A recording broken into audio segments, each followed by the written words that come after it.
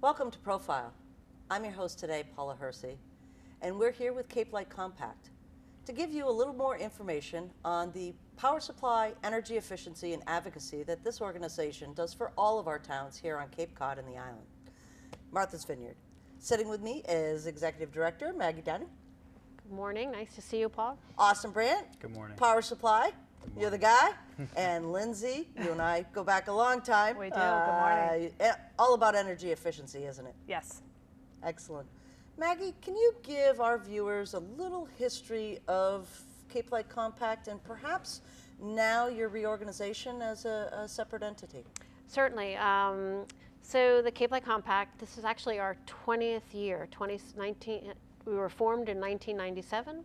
So this is our 20th year of providing services to the residents and businesses of Cape Cod and Martha's Vineyard.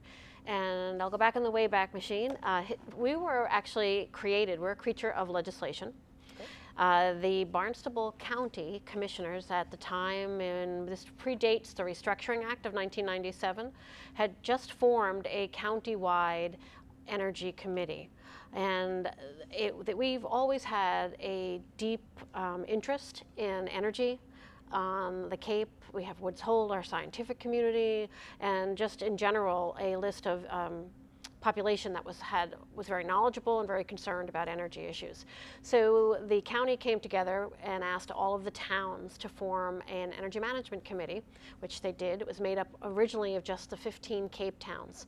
And then as legislation began to be written, the county commissioners and some consumer advocates, we're talking Matt Patrick from Self-Reliance, Commissioner Robert O'Leary, who then went on to be our state senator, and other consumer advocates started working with our then Senator Henri Rauschenbach. And I know I'm mentioning a lot of names that are flashback memory, trip down memory lane, but it was really those individuals, those elected and forward-thinking local officials that put together the concept of municipal aggregation, and they inserted that into the Massachusetts Restructuring Act of 1997.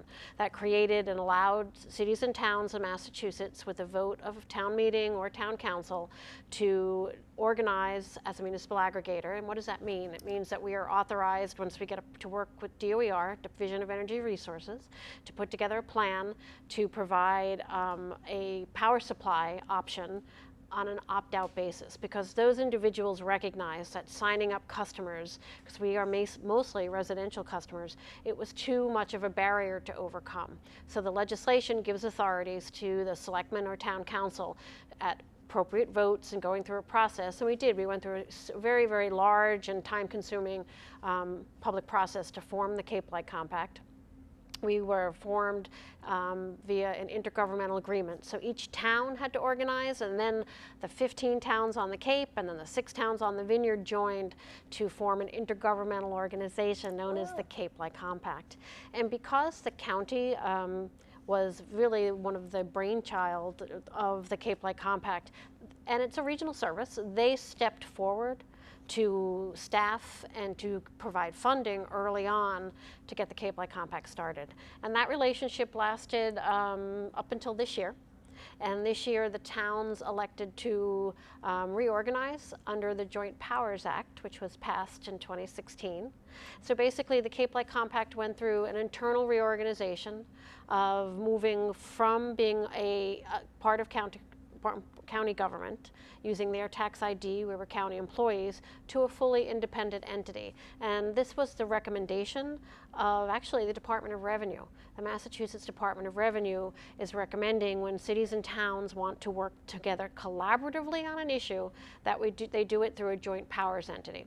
And actually, we're the first one. I guess we were the first municipal aggregator, and we're also the first joint powers entity in the state of Massachusetts. That's really interesting. I hadn't realized the depth and breadth of, number one, the forward thinkers here on the Cape. Oh, yeah, definitely. You know, a lot of those names that you mentioned, you're like, oh, the days. But also to have the towns actually come together in this piece for that joint powers. So all of the towns kind of said, yes, we still want and need this type of entity, this type of organization helping us be forward about energy efficiency and electricity. Exactly. I think this was an affirmation for the Cape Light Compact that the services that are provided, energy efficiency, power supply, and consumer advocacy, are appreciated and warranted and supported by our 21 towns.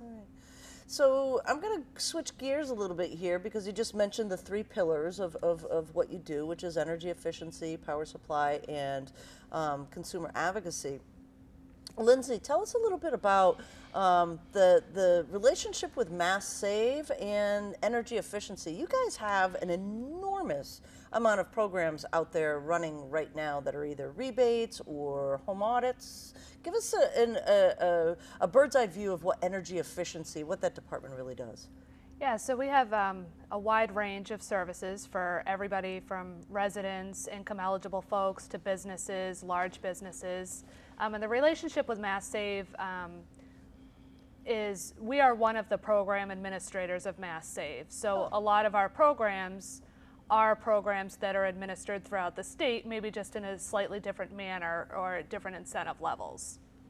So when you hear Mass Save, we are one of them. Okay.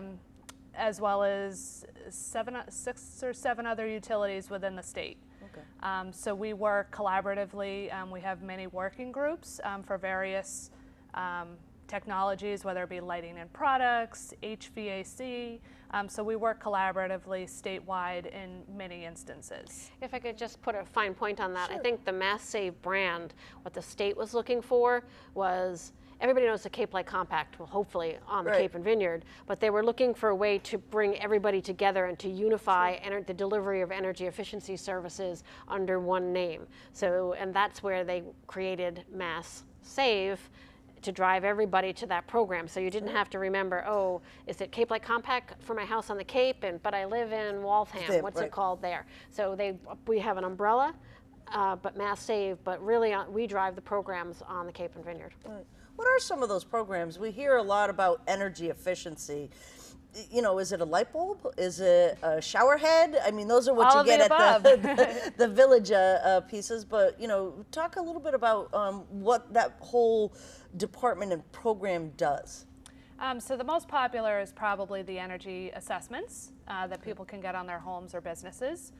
So those are when you have an energy specialist that comes into your house, usually spends probably a couple of hours depending on the size, and they'll take a look to see if you still have those old incandescent light bulbs. They'll replace them with LEDs at no cost, as well as check to see what you have for insulation in your walls or attic or basement to see if maybe they can add some to help make your home warmer in the wintertime and cooler in the summer, believe it or not. They'll also check your heating system to see if it's running efficiently or if it might be eligible for a rebate towards a new one. We also have the 0% interest loan, which is very popular, that people can use to help finance their copay for insulation or for a new heating system. So we find that a lot of folks take advantage of that. Both of them. Yeah. And it made a huge difference in our house, a huge difference. You know, between the blown-in insulation and the new furnace, we're toasty. That's good to hear. So the incentives that we offer for insulation through the assessment, we will cover at least 75% of the cost, up to $4,000. And then depending on the household's income level, we do offer up to 100%. So it's definitely an incentive for folks that may not be able to afford the 25% copay. Right. We do have options where they may be eligible up to 100%. Right. We What if also- you don't own your own home? I was just going to make sure that we covered that. So we also have programs for renters. We recognize that that was what we called an underserved market. Yeah. So we created, we were actually the first program administrator in the state to create a program for tenants and renters. Yeah. So that's not only of your home, but of your business as well. So Oh, this I didn't was, realize that. so if you rent, you could be eligible to participate in the home energy audit as a resident, likewise as your business. And I don't know if you want to elaborate on that. Yeah, so for the residential renters, they have to be a year-round tenant. Yep. So a winter tenant wouldn't be eligible for this enhanced program. But if they're a year-round tenant that pays their own electric bill, they would be eligible to receive 100% of the cost of insulation up to $4,000. That's amazing. Talk a little bit about the business too. I think I'll say right now we couldn't have been happier that Cape Light Compact came into our facility. You precipitated these beautiful lights that are not making us sweat. We went completely LED just about 2 years ago, I believe. And we were going to try to do it piecemeal, but when you guys came in and did the audit for us as a business, we realized with the incentives that we needed to do this capital expenditure sooner rather than later. So businesses have a real opportunity here to save money. Absolutely. So we have the energy assessments for businesses as well, and that's regardless of whether you own your actual business location or whether you rent. So if you own the location, we will cover up to 80% of the cost of what's recommended. So it could be lighting, which is the most popular, occupancy sensors, people that leave the lights on all the time, so those will shut them off automatically after a few minutes. They might look at the HVAC system.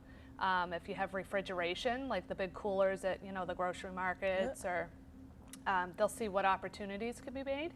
And then for tenants, there are some certain qualifications, but we would cover up to 95% of the cost, because we know that a lot of businesses are like, well, I don't own the building, I'm not putting money into it. So this was kind of an incentive to kind of go that extra step to be able to help them out to improve their businesses. Wow. So saving money, both residential and business.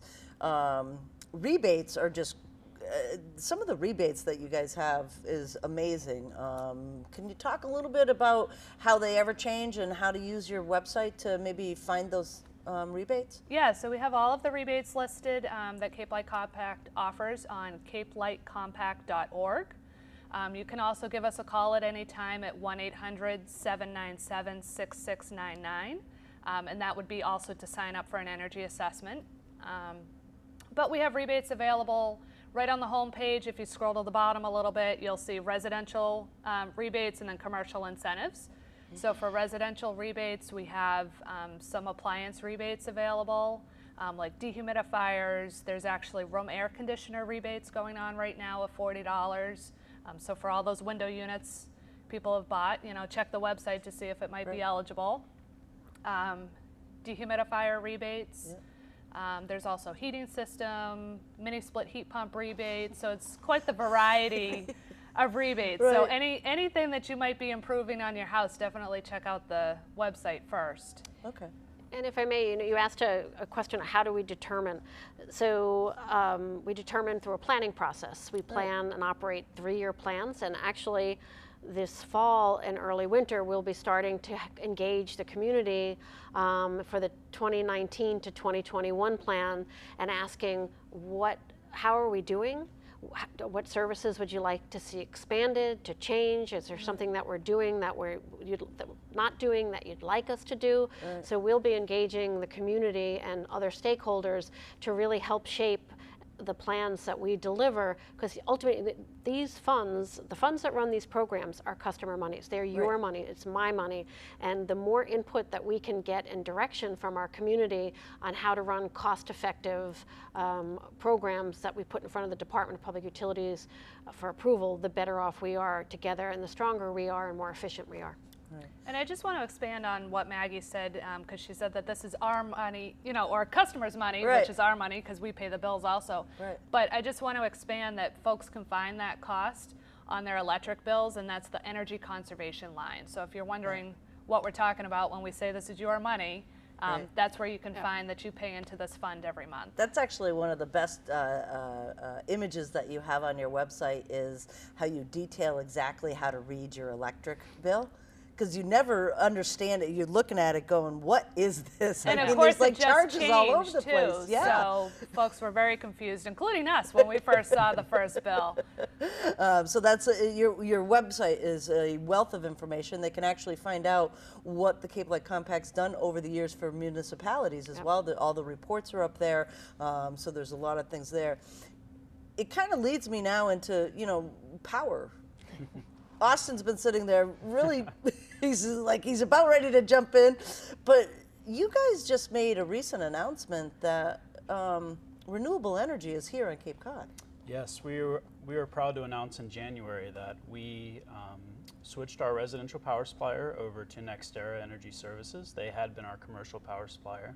And as part of the process of selecting who we wanted our next residential contract to be with, we asked suppliers to come in with proposals for how to make our supply renewable at a reasonable cost. And after reviewing the proposals we received, NextEra had a unique proposal that, after review by myself and Maggie, our consultants, council, and some of our board members, decided it was the most reasonable way to make sure we're delivering a power supply product that our customers want and that's benefiting the environment, while at the same time understanding that cost is always an important factor in New England and especially on Cape Cod. So when we announced in January, our power supplier made a commitment to actually meeting over 100% of customers' yearly usage. So all of our approximately 140,000 power supply customers, as much energy as they use on an annual basis, we will actually purchase renewable energy certificates in an amount equal to that. And some of those renewable energy certificates, we're proud to say, are actually from local sources. So there's the landfill, the New Bedford Landfill Gas Utilization Project on the South Coast, that what they're doing is taking methane gas that would otherwise go up into the atmosphere, which is a significant greenhouse gas, and they're actually burning it to produce energy. So they're recycling some of that, what would otherwise be waste and harmful environmental waste, to energy that we can use. We also have several solar projects on the Cape, actually, on municipal properties that we're able to purchase RECs from and retire as part of that annual commitment. And the other big piece, and this is the kind of unique aspect of our power supply program that really only NextEra was able to bring to the table, is every REC that they purchase on our customers' behalf and retire, they are actually contributing the proceeds of those funds that are built into the price per kilowatt hour and putting that in a third-party administered renewable energy trust that can only be used to build new renewable energy projects. Wow. And they committed to us that they would make best efforts to fund a project in New England, because we also realize that local is important to our customers. So That's amazing. And we're able to do it at a cost that allows us to actually be under basic service, which is supply provided by Eversource. So, and I think when we were putting together this package and what we were looking for in the RFP that we issued to get suppliers to bid, is we were looking for a cost competitive product with very good terms and conditions that don't have penalties or exit fees. And then this actually provides, we hear all the time, I want to do something about climate change, I want to act locally, but it's such a huge issue, I don't know what to do. And we think that putting together our power supply product really provides an opportunity for customers to act locally, because not only are you supporting existing renewables, but you're also supporting the development of new renewable energy projects at a cost competitive price. So we think we have a good product right now that customers can participate in. It's fantastic. I didn't realize that story. I might circle back and delve deeper into that. I think that's a fantastic story. On what was the company's name again? Our power supplier is NextEra Energy NextEra Resources. Energy Resources. That's fantastic. Excuse me, Energy Services. Right. So, power supply, people, don't really think about where their energy comes from until somebody knocks on the door unsolicited, Oh, yes. right? Or makes a phone call unsolicited and asks for your account number, or let me check on that for you. Can you talk a little bit, now we're gonna shift right into advocacy, because this is huge. This is happening all over the state, but specifically preying on some of our elderly population here on Cape Cod. Talk a little bit about power supply and switching. Sure. So this actually, you bring it up, gets back to one of the original purposes of aggregation in the first place. If you get that person that knocks on your door, and if you are able to get something in writing and you read it, you realize there are a lot of terms and conditions that come with buying power from a competitive supplier. And we at the Compact encourage customer choice. We want customers to find a power supply product that's right for them. Well, we also want to make sure they understand all of the T's and C's that come with it. That fine print that says this price is only valid for 3 months and then it's a market price. Or if you leave before a year, we're going to charge you a $100 exit fee. And those are the things that, because we are able to aggregate our customers and come to the table with a lot of negotiating power, those are terms and conditions that our customers aren't subject to. So when we have customers that call us that say, well, we got this guy at our door and he offered us a great deal, what do you think? I try to walk them through some of the, okay, well, how is it a commit? Like, do you have to sign a contract? If so, is there an exit fee? Or how long is the price good for? Is it a fixed price? Is it a variable price? So it's not all about price. Price is only one part of a power supply product. There's actually a lot of terms and conditions that go into bringing a price to the table, and what gets built into the price and the kind of risk that's there for the supplier and for you as a customer.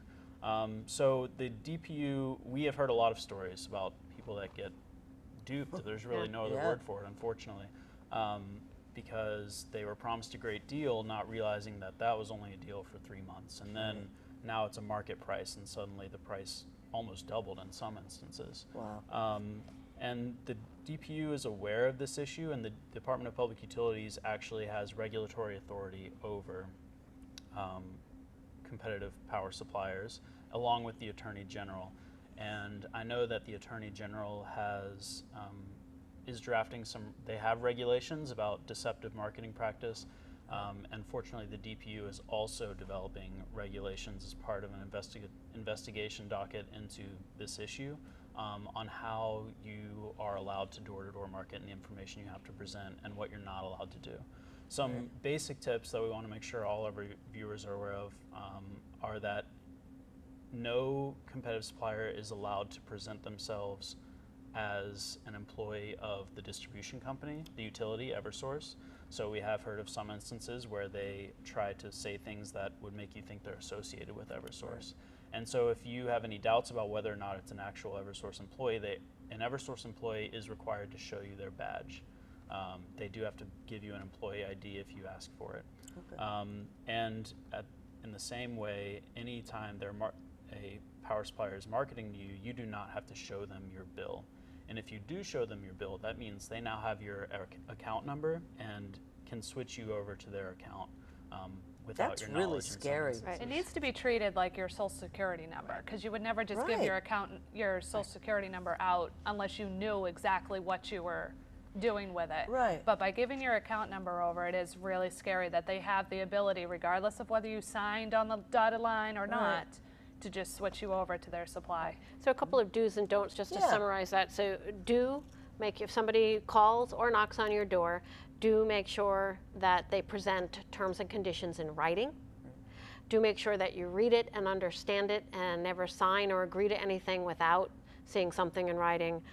Do ask for identification. If they don't present it, you should give your local police department a call to let them know that somebody's in your neighborhood, because everyone, not only Eversource, is supposed to have identification. And a lot of towns actually have regulations around soliciting. Right. So a lot of towns require them to register with the police department or whoever the entity is and carry a permit with them. So check with your town to see if they have similar regulations. I know Yarmouth does, Barnstable has something similar. So then you know that they're actually registered. And then finally, don't ever give your electric account number out over the phone or someone in writing until you have everything in front of you, and then mail it back to them. Okay. The other thing that they can do is just call you, Yes. right? Exactly. Because you would walk them through whatever things that they had received, and you would be able to, make sense of these contracts, which have lots of small paragraphs of too many words that don't really mean anything because they use, language that you don't understand usually. Yep. Or they can come and visit. We have a very nice couple from Brewster that was slammed inadvertently, that we helped get them back to where they wanted to be, and they're the sweetest. They come by our office on their way to the mall in the wintertime just to show us their electric bill and see how well they're doing. So you can always stop by our new offices Your as well. new offices, exactly. You're all moved in now. Yes. Phones are working. Yep. Phones are working. Phones are working. Awesome. And where's the new office located? 261 White's Path in South Yarmouth, right past the old Coliseum, so right there in the old corporate offices. So it's a beautiful building. It's a lot of nonprofits. Community Connections is upstairs, Cape Cod Foundation, and Cape Light Compact are on the lower level. Great. Yeah. So advocacy, really runs the gamut. So it can be, talking to customers about how to determine the best choice for power supply for them, but it also includes kind of standing up to the big guys for the little guys. And we'll just touch upon this because the comment period will be closing very shortly, but talk to us a little bit about Eversource and the rate case hearing that's before us right now. So you've very eloquently stated, one of our key pillars is consumer advocacy. And what that means primarily is having a local voice at the table in regulatory proceedings that have significant impacts to local ratepayers. And right now we are a participant in the Eversource rate case, which DPU docket 1705. Public comment is open until the end of this month, August 31st, I believe. Yep. And the compact has intervened and is addressing several issues of concern to us, and I'll talk about the big one. I think it's made a lot of notification. Is Eversource is proposing to take costs associated with Western Mass Electric. Remember, they merged from OMECO to NSTAR to form Eversource. So it's part of their rate case, which it's a huge document. It's very difficult to understand and follow along. We have lots of outside consultants and experts beyond staff looking at this. But one of our key concerns is cost shifting and cross subsidization, where Eversource is proposing to take $30 million of costs associated with Western Mass Electric residential commercial expenses, as well as commercial expenses in Eastern Mass, and put them all on residential electric ratepayers in the Eastern Mass territory.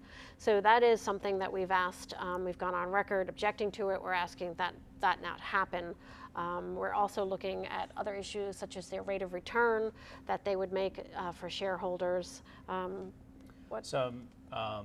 Their revenue requirement, they are proposing a formula that would essentially allow them to set a revenue requirement on a yearly basis and collect as much as the revenue requirement says they can collect and adjust rates accordingly. And it's set according to a formula, and we actually asked an outside consultant to look at that formula, and he found some significant problems with it that essentially allow Eversource guaranteed money year over year, where that might not necessarily, maybe that should not necessarily be the case. Yeah, and also the municipality piece of this too, where a lot of what you were talking about earlier, the solar installations and municipalities, some of that rate of return would be less? We've talked not so much their rate of return, but we have gone on record about how they're proposing to change charges to install new solar, as well as how they calculate the value of net metering credit. That's what it was, and net that's what metering. something that's going to have an impact on all of the towns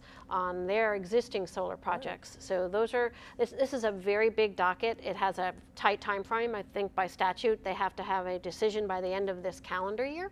Wow. So we've been spending a lot of our time involved in this proceeding. Right. How does the average consumer kind of get up to speed on stuff like this? So Lindsay has done a great job. She manages our website in distilling some of these, finer points into a document that, or information that's, A, B, C, D. Here are the main issues with the rate case. Here's what's going on. Here's how you can submit your public comments. And so I'd encourage people who are interested to go to our website. It's capelightcompact.org, I believe /rate case. Okay. And there's also a slider on the home page that has a link to the rate case page, and that's where the most pertinent information, without getting down into the weeds like we do. Yeah, that's like I said, the average consumer, I mean, my eyes glaze over on my electric bill, never mind, a docket that has how many words in it kind of thing. It's so. voluminous. You can't even imagine how. Thousands of pages, Thousands, isn't it? tens of Thousands thousands of of pages pages. of testimony, exhibits in very, very tiny print on bill impacts, et cetera. So and this is, we have not had a rate case or an examination of the electric rates on the Cape, because remember, we were Comelectric then and since the 80s. So Wow. this is a big deal, and it's going to set our rates and impact how much we pay each month for the foreseeable future. Right. And with a lot of folks that are on fixed income here on the Cape and seasonality workforce, it's really tough to even just get an additional $8 or $10 on that bill every month. So, excellent. Well, anything else you want our viewers to know about Cape Light Compact? This has been eye-opening for me, and I thought I kind of knew some stuff about you guys, but The only I've thing learned a lot. on the advocacy pieces, and since we've asking people to go, encouraging them to go to the website, there's another docket that we're very actively involved, which is the Eversource Grid Modernization Plan. Oh, how could I have forgotten that with And the Tech Council? what made me think of this is what you said about the impact locally to bills. And they almost go hand in hand, because the best way to lower your electric bill is energy efficiency, to use less kilowatt hours, to participate in the programs. Right. But once you've done that, and the next step and this is where I think our community is at, and for a large part, is what do I do next? So people look at installing solar, but the next step and the next conversation is all going to be about a smart grid. And right now, the Department of Public Utilities has before it the Eversource Grid Modernization Plan, and they have a National Grid Modernization Plan, and they are distinctly different. I don't want to say one is Eversource is a dumb grid, National Grid is a smart grid, but National Grid really empowers customers and integrates a smart home, and Eversource really is not.